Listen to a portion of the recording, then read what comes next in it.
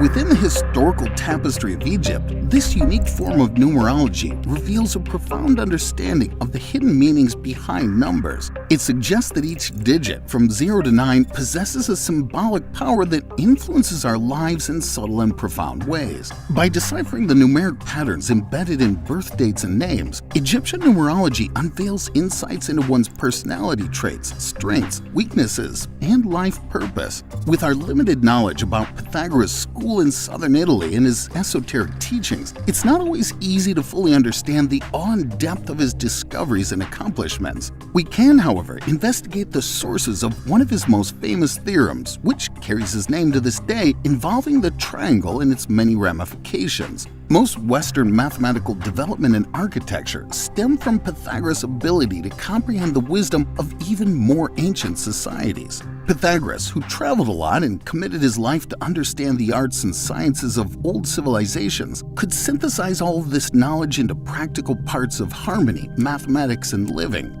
The circle and the interaction of two circles, where the center of one circle is on the circumference of the other, the so-called vesica piscis, became the core of all solids, according to his teacher and follower Plato. Following this line of thought, geometry transforms into music, and music transforms into cosmic harmony and the music of the spheres. With a predominantly mystical connotation, the ancient Egyptian right triangle became the cornerstone of mathematical computations and construction as part of this esoteric doctrine. From the perspective of modern academia, which is deeply steeped in the primordial heritage, we'll look at the history and transformation of the renowned Pythagorean triangle and the mathematical and symbolic significance of the relationships between the numbers 3, 4, and 5. The Egyptians recognized the significance of numbers. Perhaps the most prominent proponent of this reality was René Schwaller de Lubitsch, a famous student of symbolist Egypt from Alsace-Lorraine, France. Quote, Schwaller de Lubitsch's second thesis is mathematical. Both the deliberate use of harmonic proportions in art and architecture and the numerical basis underlying Egyptian myth compelled him to a detailed reconsideration of Pythagoreanism and the construction of a system of thought consonant with the masterpieces of Egypt, with the fact of an empire that lasted 4,000 years. End quote. Number is all, declared the Pythagoreans. What is today called Pythagorean number mysticism is Egyptian in origin, if not older still, and corresponds to the underlying philosophy behind all the arts and sciences of Egypt. In effect, what Pythagoras did was to undramatize myth, a strategy that had the advantage of talking directly to those capable of thinking along these lines. Quote, the work of Schwaller de Lubitsch and the independent but complementary work of a few other contemporary thinkers, J.G. Bennett for example, has made it possible to re-express Pythagorean theory in a way acceptable to our thinking. When we reapply this to Egyptian myth, it becomes clear that these curious tales are based upon an understanding of number and the interplay of number, not upon animism, tribal superstitions, priestly feuds, the raw material of history or dreams. End quote. The goddess Seshat, known as Enumerator or Lady of Builders, personifies the holy significance of numbers. The hymn found in the Leiden Papyrus, I-350, displays the use of number symbolism since ancient times. Quote, the Leiden Papyrus consists of an extended composition describing the principal aspects of the ancient creation narratives. The numeration system in the papyrus identifies the principal aspects of creation and matches each one with its symbolic number. End quote. The ancient Egyptians recognized that life energies animated everything in the universe. As a result, each particle is constantly moving and interacting due to the effect of these life forces. These principles were referred to as Neteru, or gods, goddesses. These energy aspects of nature were labeled by numbers. As a result, the entire cosmos is lively and vibrant, and each facet is classified as male or female. The terms used in the Rind mathematical papyrus can be utilized to determine the sense of living interactions. Quote, I go 3 times into the Hecate, 7th of me is added to me, and I return fully satisfied. End quote. The same papyrus also recommends that there are, quote, rules for inquiring into nature and for knowing all that exists, every mystery, every secret, end quote.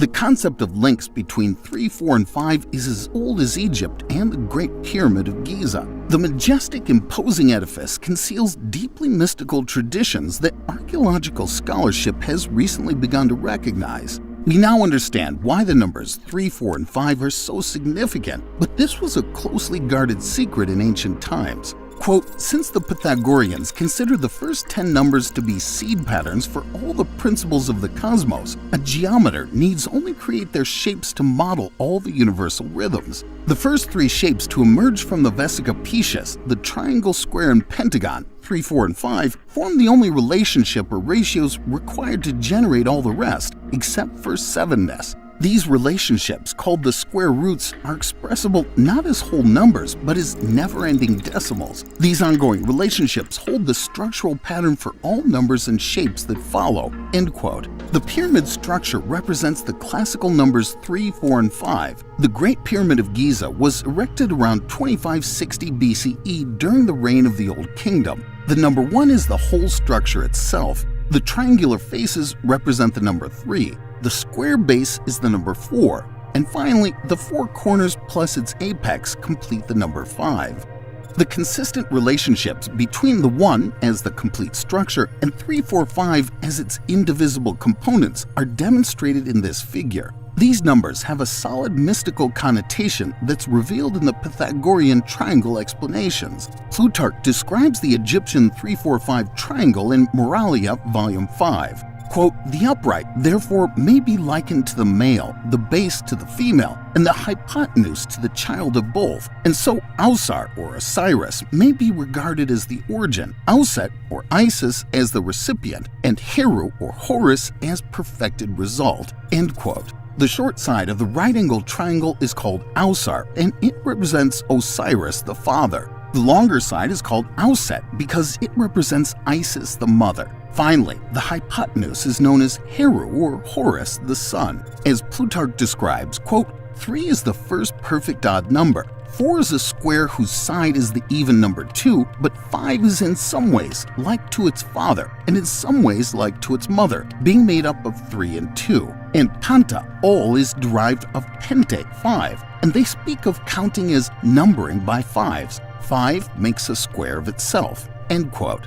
Pythagoras' contribution was to translate this concept into the mathematical formula a squared plus b squared equals c squared, which states that the square of the hypotenuse of a right triangle is equal to the sum of the squares of the other 2 sides. Pythagoras popularized this idea through his teachings at the Crotona school in southern Italy. Sacred geometrician Robert Lawler explains the geometrical and mathematical demonstration of the Pythagorean theorem concerning the gnomonic expansion. Quote, "The contemplation of this figure leads to an understanding of one of nature's most common forms of growth by accretion or accumulative increase, in which the old form is contained within the new. This is the way the more permanent tissues of the animal body, such as bones, teeth, horns, and shells, develop in contrast to the soft tissue, which is discarded and replaced." End quote. This method of figuring the gnomon shows its relationship to the Pythagorean formula. Shown here is the gnomonic increase from the square surface area of 4 to the square of 5, where the gnomon of the larger square 5 is equal to 1/4 of the initial square of 4. Quote, Kepler, the famous astronomer and formulator of the laws of planetary motion, stated, "Geometry has 2 great treasures. One is the theorem of Pythagoras. The other is the division of a line into mean and extreme ratios, that is, phi, the golden mean. The first may be compared to a measure of gold, the second to a precious jewel." End quote. Egyptian number symbolism was popularized in the West and later established standard formulas among medieval church architects. The alchemists used the same triangle to develop their hypotheses. They assumed that the entire figure symbolized the all-encompassing first matter. Osiris designated the vertical side to represent the 3 essential principles: salt, sulfur, and mercury. Isis named the long horizontal side after the 4 essential elements: fire, water, air, and earth. Finally, Horus' hypotenuse had 5 divisions representing the 5 stages of life's development: minerals, plants, animals, humans, and enlightened ones. The diagram's key characteristic for the alchemist was that it reflected the vibrations of spirit manifesting as matter. Life emerged through the 4 first matter elements associated with Osiris into the physical world of minerals, flora, animals, and humans. The 5 sections indicated the theoretical distance between the various realms. 1/5 of the scale represents the progression from mineral to plant, 1/5 from plant to animal, and 1/5 from animal to human. But the actual fulfillment of humanity requires the last 1/5 of the scale to be accomplished.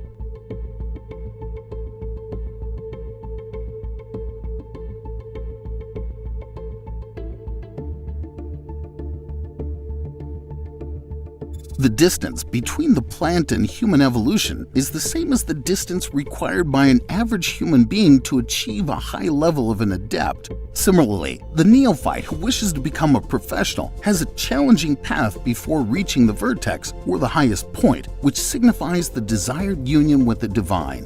The alchemist used this diagram as a teaching tool to describe the rules of discipline, concentration, renunciation, and quiet placed on aspirants before they were deemed ready for the most sacred and profound teachings. The same diagram also showed the need to be modest and patient because the first steps on the path did not warrant the neophyte's superiority over an ordinary human being. Only thorough preparation would allow for the fulfillment of the desired union with the divine. Quote, "Above the natural human being is the one who has made himself or herself the subject of the great work, who is adept, master, and magus, the human being who completes the great work by becoming one with the Father, even as the line of Horus in this triangle completes itself by arriving at the point whence the line of Osiris descends." End quote. The Osiris line has 3 alchemical divisions. Mercury corresponds to the first division of the Osiris line because it signifies greater consciousness and pure knowing, the first outpouring from the one source of being. The sign of sulfur appears in the second section of the Osiris line. Self-consciousness is associated with sulfur. Bernard Trevisan has something to say about this symbol. Gold is nothing but quicksilver congealed by its sulfur. The salt symbol represents the 3rd division of the vertical line. Balance is the foundation of the great work. The symmetry of the salt symbol recalls the ancient saying, "As above, so below." Before we proceed, I'd like to draw your attention to a valuable resource. If you're interested in obtaining a comprehensive numerical reading that delves deeper into your personal insights and revelations, I encourage you to check out the link provided in the description. It will lead you to a detailed analysis tailored specifically to your unique combination of numbers, offering a rich tapestry of self-discovery and guidance. The Isis line has 4 alchemical divisions. They are well-known symbolical elements that serve as the foundation for all manifestations: fire, air, water, and earth.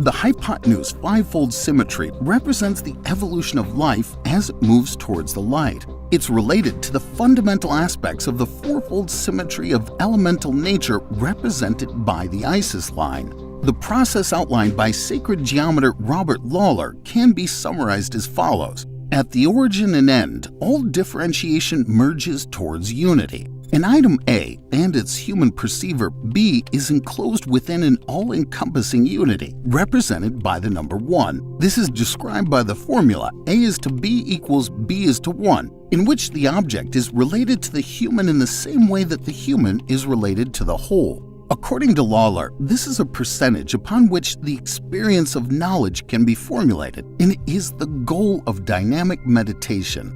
The Pythagorean school's profound secrets can now be discussed in simple pictures. This can be seen as a graphic representation of the divine light inherent throughout the human body. The explanation must begin with the square root of 3, or the vesica piscis, Latin for fish bladder. The vesica piscis is formed by the intersection of 2 circles or spheres whose centers intersect so that the circle of each center lies on the perimeter of the other circle. It was known in Mesopotamia, Africa, and Asia, and extensively employed in Christian iconography. It can be seen in the design of old doors and portals. Quote, "It has been the subject of mystical speculation at several periods of history, perhaps first among the Pythagoreans. The mathematical ratio of its width, measured to the endpoints of the body, not including the tail, to its height, was reportedly believed by them to be 265 to 153, namely 1.73203, etc. The geometric ratio of these dimensions is the square root of 3, or 1.73205, since if straight lines are drawn connecting the centers of the two circles with each other, with the 2 points where the circles intersect, two equilateral triangles join along an edge. The ratio of 265 to 153 is an approximation to the square root of 3, with the property that no better approximation can be obtained with smaller whole numbers."